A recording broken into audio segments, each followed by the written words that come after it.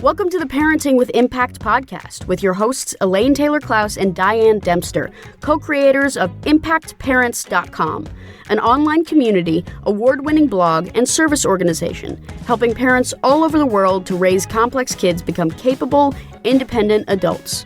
Hi everyone, Elaine and Diane here, and we know that you want your complex kids to grow up to be happy and independent, and yet you're not always sure how or when to help with that. In this podcast, we'll encourage you to collaborate with all kinds of complex kids and support them in navigating life and learning. And we'll interview leading experts from around the world, as well as parents in our own community, talking about how training for parents actually helps these complex kids. We'll talk about the issues we hear parents struggling with all the time and how a coach approach can support and empower your amazing young people. We won't tell you what to do. We're going to help you figure out how. So let's move on to the next conversation. Welcome back, everybody, to another conversation in the Parenting with Impact podcast. This is Elaine today, and I am here with my friend Roxanne Jarrett. Roxanne, welcome. Hello. We have a story for you today, really, like a really important, powerful, poignant story. And it started a long time ago, but we're going to fast forward for a minute because I rediscovered Roxanne in November of 2022 at the International Conference on ADHD.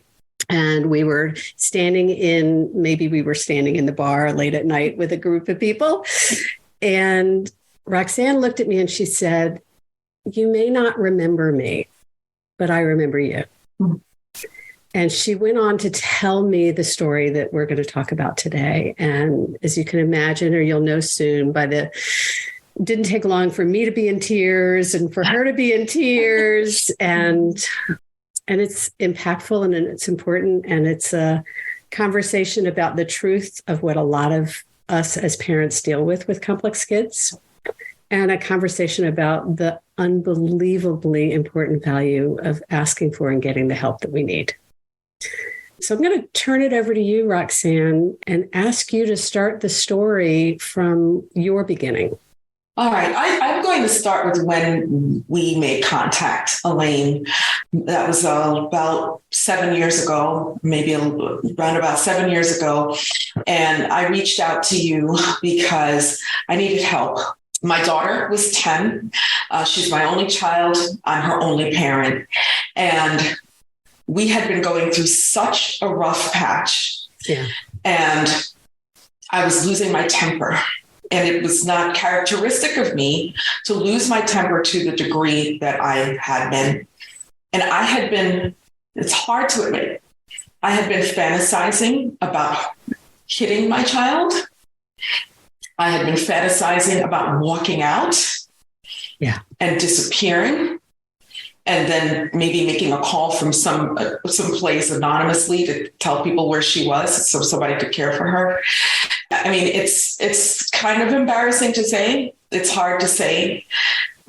But I know that one thing I've found true in my life is that if I'm thinking something, chances are somebody else is thinking a similar thing. Right. Yeah. That's so powerful because we hear people calling all the time with stories like, if I could just buy a one-way bus ticket, right? Yeah. If I could just, because, and it's amplified when you're a single parent of a single child or living alone. It's just the two of you. Mm-hmm. I mean, this happens for people who are partnered, but it's exponential when you're a single parent. Yeah. And so I was so scared one day when I was dropping her at the bus. I think it was about 3 days in a row at that point where she was getting out of the car to get in the school bus in tears. Yeah. And that morning I was in tears as well. Just my yelling at her, losing my temper. It was horrible for her. And it was horrible for you. Yes, it was horrible for me. Yes, you're right. Okay. I just want to acknowledge that. Thank you. And so because the fear, mm-hmm. It sounds like you were afraid of yourself at that point. Absolutely. Yeah. Absolutely. And so what I did was I went home and I called Child Protective Services on myself. Yeah. the reason I did that is because we did have some supports. However, because our families, in comparison to other families, seemed rather functional. Right. I, for months and months and months, I was saying to the counselor that came to the home that I feel like I'm at the end of my rope. I'm at the end of my rope. I even told her that I wanted to disappear. I told her all of those things. However, I was able to verbalize it. I mean, I think she's going into households where people are just throwing things and stuff, coming in, drug use and all types of stuff. So I think I was kind of our by family. Comparison, I think our family was pretty, okay. And so I called Child Protective Services on myself. So stop there for a second, because and that's where you started your conversation with me. Yes. Right. Mm-hmm. So it's a very powerful choice that you made to say, okay, I know I need help and I'm asking for it and nobody's listening. So I'm going to escalate. Mm-hmm. Yeah. Yes. Yeah. It's a powerful choice. Yeah. And it was a scary choice. And I managed to tell a woman that I was working with, a counselor, what I had done. Mm-hmm. And she was afraid for my daughter. And so she said, I would like to take her for a few days. Because she said, when they come, because somebody was going to come later in the afternoon. And she said, when they come, they're probably going to want to separate you. And so she said, I will take her for a few days. And when she did, I allowed it. That's when we spoke, Elaine. Yeah. And so you don't remember how you found me, and it doesn't really matter because that's the case most of the time, somewhere on those interwebs. Mm-hmm. But you called and we got on the phone, right? Yes. And the first thing you said to me was, I just called Child Protective Services on myself. Yes. And as you can imagine, y'all, it got my attention. Mm-hmm. So then what happened? So I worked out with you an opportunity to attend Sanity School. Yeah. The 3 days turned into 6 weeks. Without your daughter. 6 weeks without my daughter. Yeah. Which was tremendously difficult for both of us. I didn't want that time apart to be wasted. Yeah. So Sanity School was the lifeline that I had, and the place where I went to learn and relearn things that I had either picked up in life or had never come across. Right. Yeah. Well, and it wasn't just things about your daughter. It was things about yourself, right? Because we know that there's a child involved here, but really the story is about you. Mm-hmm. It's about you reaching the end of your rope, you saying, I need help, you understanding who you wanted to be as a parent. Yeah. Right. And, in those days, at that time, you didn't have the resources, and we do have a scholarship program. And so we made the class available to you. And part of what I asked you, if I recall at the time, was, will you commit to doing this if we make it possible for you to do it? And you said, yeah. Yes.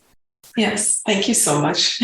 Yeah. To Elaine and Diane. Thank you to both of you, Elaine and Diane. So biggest takeaways from Sanity School, rephrasing thoughts. Yeah. So I've heard of reframing thoughts. It was really great to learn how to rephrase thoughts as well. Say a little more. What does that mean for you? Because sometimes reframing takes a certain amount, to me, in my opinion, mm-hmm. a certain amount of belief. Mm-hmm. And sometimes we might need the words. We might need to just say the words and say them over and over again until we come into belief mm-hmm. and understanding. I don't want to put you on the spot, but do you have an example of that? Yes. So my child is having difficulty. Instead of saying my child is disrespectful, mm-hmm. my child is having difficulty showing respect to me or whomever, right? Yeah. And to look at it, it helped me to look at my daughter and myself differently by rephrasing thoughts. And that was something that I picked up in Sanity School. One of my first and most powerful lessons in Sanity School. Was if I say it differently, I'll experience it differently. Yes. And I will come into that experience, but I have to take the step of rephrasing. Beautiful. Yeah. Love that. What else? What else happened for you during those 6 weeks? I started to see myself in my daughter a lot. I'm diagnosed with ADHD as well, and we were diagnosed around the same time. But you were an adult. I was an adult. Yep. Yeah. I was an adult, and she was about 6, or just turned 6, I think. Just finishing kindergarten. Yeah. So going through the program, I was seeing the things that I can do to help my daughter, and I was also seeing the things that I think could have helped me and can still help me. It's my responsibility now to help myself. And I was able to really connect with my daughter, and I missed her so much over that time. And over the 6 weeks, we did see each other, because oddly enough, she was in 5th grade. She was finishing lower school. And we knew that she was leaving that school after it was 7. She spent 7 years there. And we were both in the community play. Oh, so that's so sweet. Yeah. So we would see each other at rehearsals. And then after rehearsals, I would drop her back to where she was, and she would cry in the back seat and say, "Mommy, the only place I belong is with you." And I would just have to, I went through seeing her in tears and sobbing, and still not allowing her to come home, So here's what's coming up for me, Roxanne, is that one of the hardest things to help parents see is that taking care of our kids starts with taking care of ourselves, because we feel like we should do it all and give ourselves away, and they put them first and all of that. And what you're modeling here and what you taught her really clearly was that you couldn't take care of her if you couldn't take care of yourself. That you really did have to put your oxygen mask on first. And that even meant dropping her off again, as painful as that was. Yes, terribly painful. And she's gone through therapy as a result, Yeah. To understand that, I can understand having feelings of abandonment as a result. So, yeah, that's what happened. We went through 6 weeks, and then we had a meeting with a new therapist that was assigned to her and is still with her now. She's 17. She's 17 now. And we made the decision that she's going to come home. And she did. Yeah. Yeah. So what was different? What was different was that I put more supports in place before she returned. I had some respite. I had the opportunity. I have to say, Montgomery County, Maryland is an amazing place when it comes to mental health supports. Montgomery County, Maryland is a model for the country. And so because my income was low, I was able to be part of a program that provided respite for parents, for caregivers of complex children, for example. And so I was able to gain access to that support over those 6 weeks. And so my daughter was able to have someone to come into the home so that I could leave the home and feel that she was safe and cared for, and where I could take care of myself and rejuvenate and reflect. Yes. Yeah. So when we were talking a little bit before we started today, you said you wanted there were some things that stuck in your mind as time went by that influenced the choices you made as a parent. Yes. You want to talk about some of that? Yeah. So my daughter has a cousin who's 2 years older. And I remember when she was 7 and he was 9, we were on vacation together. And he's a brilliant, brilliant young man. And he would just delve into subjects. I remember when he was 2, he loved trains, and he went and learned every possible thing he could about trains. And then he would exhaust that and move on to something else. So he was talking about weather, and he had built something so he could, I don't even know. It's just way above beyond my wheelhouse, And I remember my daughter saying, I want to be really good at something too, like her cousin. And that's just stuck in my mind, right? Yeah.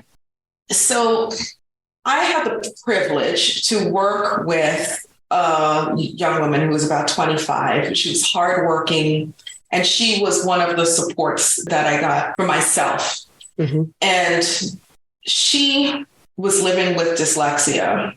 And she also was an extremely hardworking person.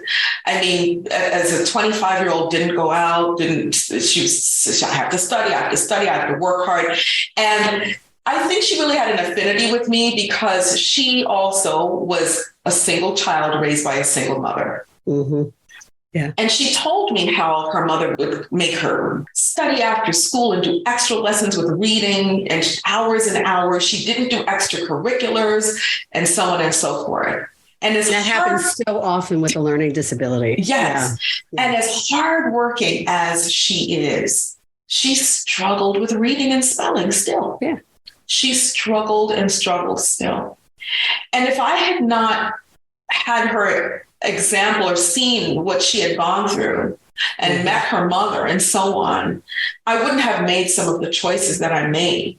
But that thing about I want to be really good at something, and then seeing this young woman who's very hardworking study hours and hours and not have friends and not have extracurriculars and still have so much difficulty with spelling and reading and grammar and punctuation and all of that stuff, I said, okay, I think I better just focus on Sophie's strengths. My daughter. Yeah. So back to Sanity School and letting something slide. That was another takeaway. Letting something slide in the interest of helping my child see her strengths and feel supported. Beautiful. Yeah. Now that was not easy, right? Because first of all, I'm diagnosed with ADHD. I had a different kind of upbringing. And as much as I struggled with certain things in school, I was always a strong reader. Mm-hmm. So it was hard for me to see my daughter do things like look at a menu and not understand, just kind of skip over things and read. I don't know, just kind of skim read. And I remember being in her service plan meeting. So she was in private school up until high school, up until 8th grade. After 8th grade, she went to public school. But I would still have service plans with the local public school every year, which now is called an IEP or an individualized education plan because she's in public school, right? Right. So I remember still having that stuff in my mind about my daughter wanting to be really good at something, but also looking at this young woman who worked really hard and still had problems with reading and spelling. And I said to the psychologist at the meeting, she's not able to read a menu. She's going to have to drive at some point and read signs. What's going to happen to her?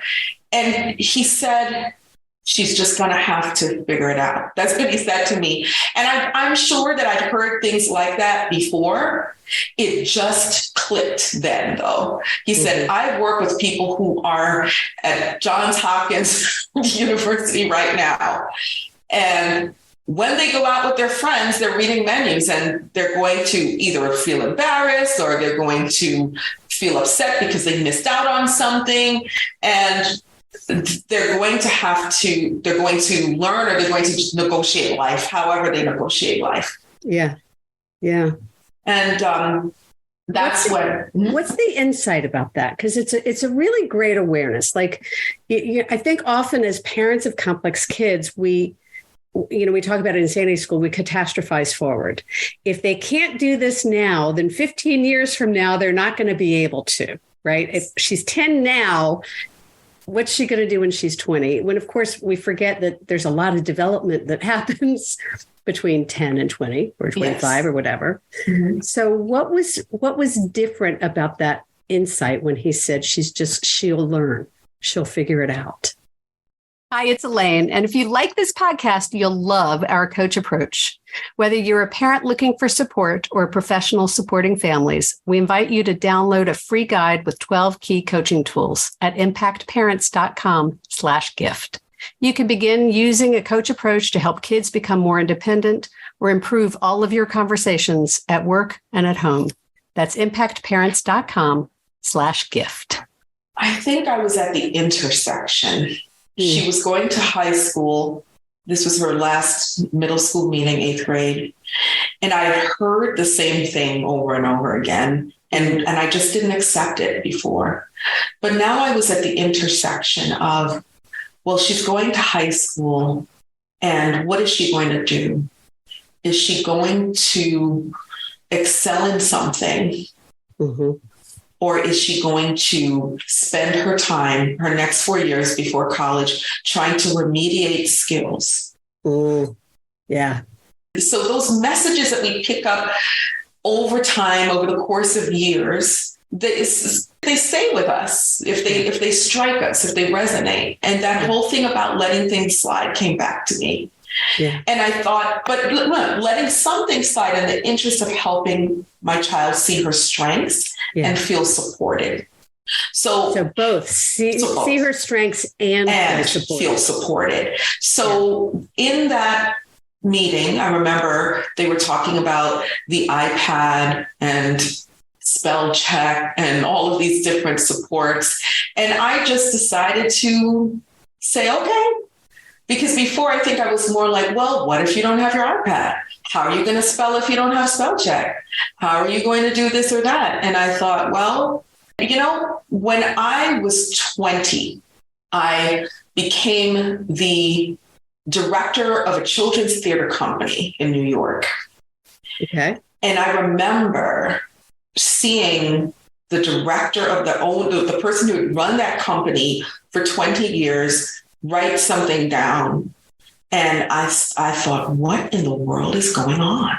That is not even close to how you spell tuition. And I thought, and he's the director, right? What a great awareness.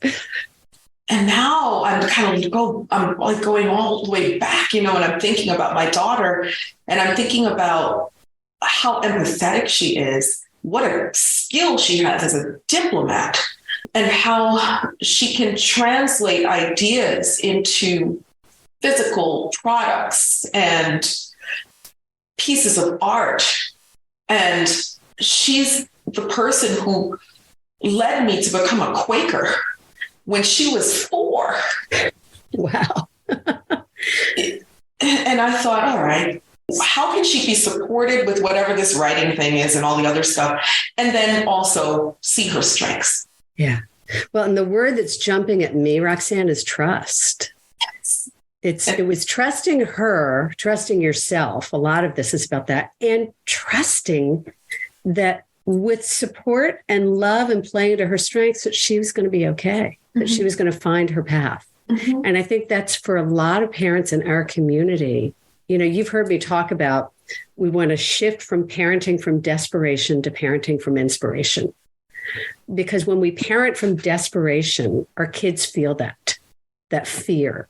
And when we parent from inspiration, they feel that belief in them, right? They feel the hope and the possibility for them. And that starts with us, not with them, right? Yes, I'm watching your face. There's this great smile. We do need to start wrapping the conversation up. There's another direction I want to go in, and let's see if this makes sense for you before we kind of bring it back. Mm-hmm. The other thing that strikes me about this notion of letting some things slide is what it must have been for you as a Black woman, single mother, and what the role where that issue came in to some of the decisions and some of the expectations around what you were doing and how that influenced what you were. Does that make sense? I'm not forming a great question, but I think you know what I mean. Yeah, it makes sense. I think, actually, a part of that not letting things slide, I think, had to do with my being a Black woman. Yeah, I guess that's what I mean. Yeah, because expectations are so damn high. Well, that's one thing. And also, for my experience for Black students, because I did work in the school system as well in a previous capacity, is that sometimes the expectations for Black students, the expectation is low. Low, yeah. And so when I would hear, I think maybe that's why it took me so long to let things slide, because I'm just thinking, oh, well, you're just wanting her to fall through the cracks. Mm-hmm. Yeah. So there's this layer of privilege and race that's influencing many of the decisions that you're not even aware that you're making as a parent. Right. And then a lot of times there were the people who were telling me, well, it's not a big deal and everything will be fine. We're white. So I would think, well, see, because it'll be okay for you. You know what I mean? Because you could pay this person and that person to do this and that, Right. So there was that element for sure on my part. Was there something that you had to come to terms with or accept or trust in order to step into that as a Black woman or Black mother? I think I'm really not finding anything right now. I think it was just as for me as a mother, and also something that you just said, that notion of that if I continue in this vein, that I am doing the catastrophizing. Is that right? Mm-hmm. Is that the word? Yeah. So I had to make a choice at a certain point for her sake and for my sake. Mm-hmm. That am I going to lead with desperation? Or am I going to lead with strength and a more of an abilities model? Mm-hmm. So yeah, that's where we went. That's the direction that we went. Yeah. So let's fast forward as we bring this to a close, right? To finish the narrative, to finish the story, mm-hmm. We met at an international conference on ADHD. Yes. What brought you there? Well, after doing Sanity School and doing work specifically to help people finish projects, creative projects, I realized that serving entrepreneurs with ADHD in particular was the sweet spot for me, And so that's what I started doing after Sanity School. And it's just been an amazing ride working specifically with creatives and course creators and other creatives with ADHD and with executive functioning issues and working as a midwife to help them get from the concept to the creation of something, to a delivery of a dream project or a course. It's all a dream project, no matter what it is. But to bring that thing to life, that's been my goal for the past several years. And that's why I go to the ADHD conference. Well, and I love that. So many of us in this space work in this space because we were impacted ourselves. And we learned something that we realized we could share. And then, we go back, we get training. I became a coach. You became a coach, I think, right? Yes. And then I often say that it's not necessity is the mother of invention, but motherhood is the necessity of invention, right? Mm-hmm. But it was your experience as an adult with ADD and as a mother of a kid with complex issues that led you to this whole new career path you might not have even known existed. That's absolutely right. Yep. Yeah. Right. So I love that that's where we found each other again, mm-hmm. was from a position of you standing in and playing to your strengths. Mm-hmm. As you cultivated that in your daughter, you also cultivated it in yourself. Absolutely. Absolutely. Yeah. Yeah. And for those who are curious about my daughter, she's in her senior year of high school now. She's in an advanced placement visual arts program. Amazing. Yeah. And she's heading off to do amazing things in the world. Absolutely. Yeah. Yeah. Truly. Okay. So we're going to wrap this conversation up. Tell people, because you do have a business in this space. Tell me, what is your website? How can people find out more about what you do to midlife businesses? Yes. People can go to swellhead.com, swellhead. So that's for people whose heads are filled with loads of ideas and they're looking to organize them and get them done. So swellhead.com is the website, and I help people with ADHD create courses, whether those are online or in person, as well as I work with people on an application basis who want to finish a dream project, whether it's designing a board game or finishing a book of poetry. I love that. I tried to design a board game once. That one was one of the many that wasn't enough of a dream. Sometimes it's like that. Yeah. Yeah. But that was good to know too. Mm-hmm. So as we wrap up this conversation, is there anything else that you'd like to share with our listeners that you hope parents will take away from today, either highlighting something we have talked about or bringing up something that hasn't come up yet? I would say that whatever issue you're having, even if you don't know what a solution is, even if you don't even know where to go, just daydream about, in a perfect world, or if I could wave a magic wand, what would I like to happen? And I think if you start there, then you can just start looking to see if that thing exists. And if it doesn't, you find a way to create it. But speak. Open your mouth, send an email, send a message, reach out and connect. Connection is so important. Connect to other people, ask questions, and say, hey, I need help. Because remember, if you're struggling with something, chances are there's someone else who is struggling with it or has gone through it and can help. Well, and it's that magic word of help, right? Mm-hmm. We haven't talked about it a lot, but shifting from I'm struggling to I want help. Yes. Not I need help, but I want help. Yes. Yeah. Right. That can be such a big leap for so many people. Mm-hmm. It's okay to want help. It's okay. And we're meant to be interdependent. Yeah. We're designed to not just give, but also to receive. Yeah. Mm-hmm. Beautiful. I love that.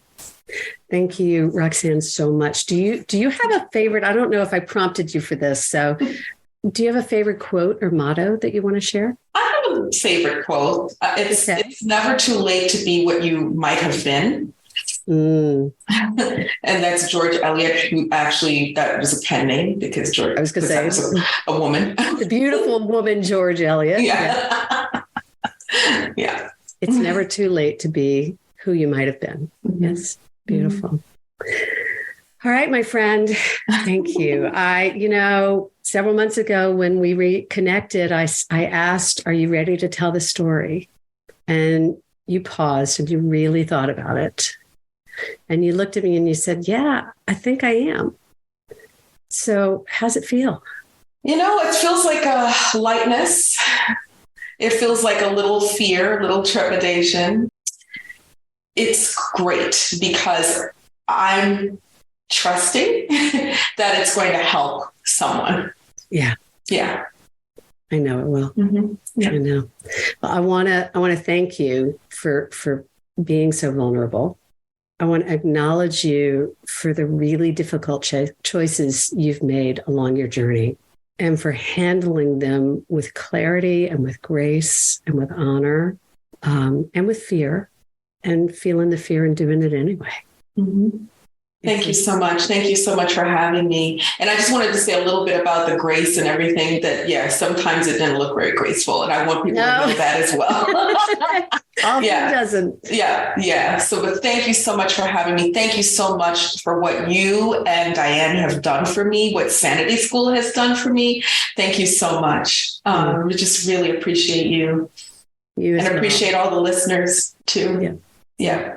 Thank you. Thank you. And to those of you listening, I want to guide you for a moment to take a moment before you move on to whatever your next is, and ask yourself, what's your takeaway from this conversation? What are the insights that are coming to you as you've listened to this story? There's always a lot of information out there, and I want to guide you to think about what it means for you, what your insight is, and maybe what's one action you want to take forward into your week this week, having listened to and processed and contemplated this experience. And as always, thank you for being here. Thank you for tuning in. Thank you for doing what you do for yourself and for your kids. At the end of the day, y'all, it makes a huge difference. Take care, everybody. Thank you. You've been listening to the Parenting with Impact podcast with Elaine and Diane. For more information on the Impact Parents community or to join Sanity School for Parents, please visit impactparents.com. If you like what you've heard, please share this podcast with friends who need similar guidance and subscribe wherever you listen to podcasts. For the essentials of Elaine and Diane's coach approach to parenting, download a free tip sheet at impactparents.com/podcast. Behavior therapy training for parents is actually recommended as a first-line treatment for complex kids. For information about Sanity School, our training program for parents or teachers, which has helped thousands of families around the globe, visit impactparents.com/sanityschool.